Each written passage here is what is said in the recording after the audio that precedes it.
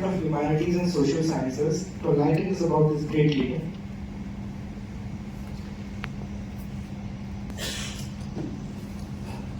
Good morning, everyone. Dignitaries, Professor Pan, the Director of the Institute, Professor Pinagli, University of Affairs, Professor Arya, Dean of Academy, and Professor Diswas, the SSC Life Officer, my dear friends, staffs, colleagues who are executed here today. I wish to start by with an apology that I have prepared my speech in English. Though I understand and read a little bit of Hindi, but today I came prepared with English, so please bear with me. I would like to start with a very popular quote by Dr. B.R. Ambedkar. He says that life should be great rather than long. At the time of his death, Ambedkar was only 65 years. He clearly epitomizes a great life that emphasizes the importance of living a meaningful and impactful life rather than simply focusing on longevity. One cannot do justice, and I agree to the speeches that we have listened. It's just impossible to do justice to a great man such as Dr. Ambedkar. So I wish to focus only on one singular aspect, that is Dr. B.R. Ambedkar education. Today, all of us know that Ambedkar is loudly appreciated for his extraordinary achievement in getting prestigious educational degrees, struggling against bad health and poverty, often spending night without dinners when he was studying abroad.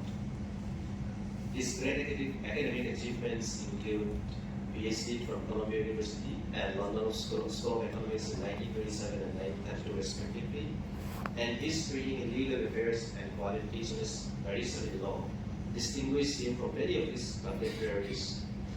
During this time, he would sit for Columbia, and I was fortunate to visit Columbia University and also follow the path of Dr. Ambedkar.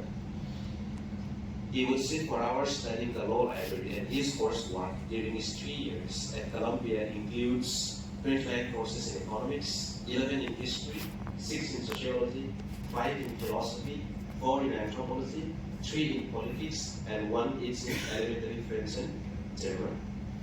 No wonder his work encompasses issues pertaining to economy, politics, sociology, and also philosophy. Today, his influence is far and wide, cutting across disciplines, such as the discipline that I come from, sociology. He is considered to be the pioneer in the field of sociology, and likewise for economics, politics, history, philosophy, so on and so forth. Undoubtedly, Dr. Ambedkar today is a part of the greater galaxy of intellectuals and philosophers who have influenced, shaped, and changed the world. He was also the first of many.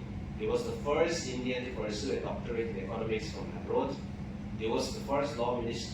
He was the law minister in the first government of independent India and chairman of the drafting committee which drafted the Indian Constitution.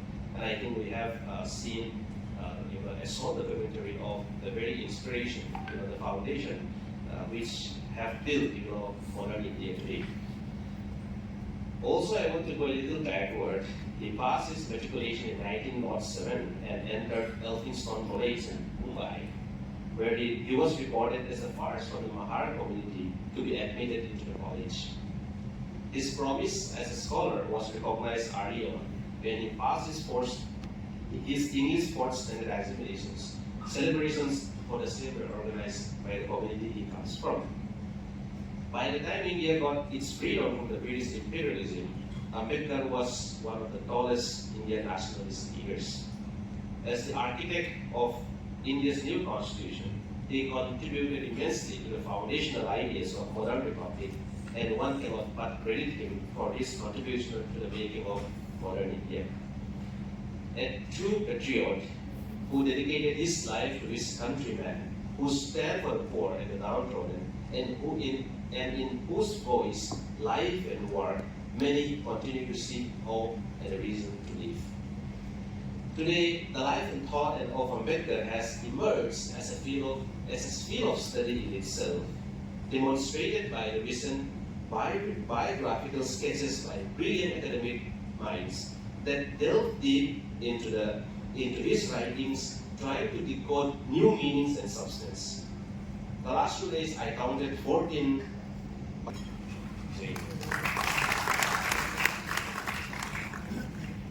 Thank you, sir.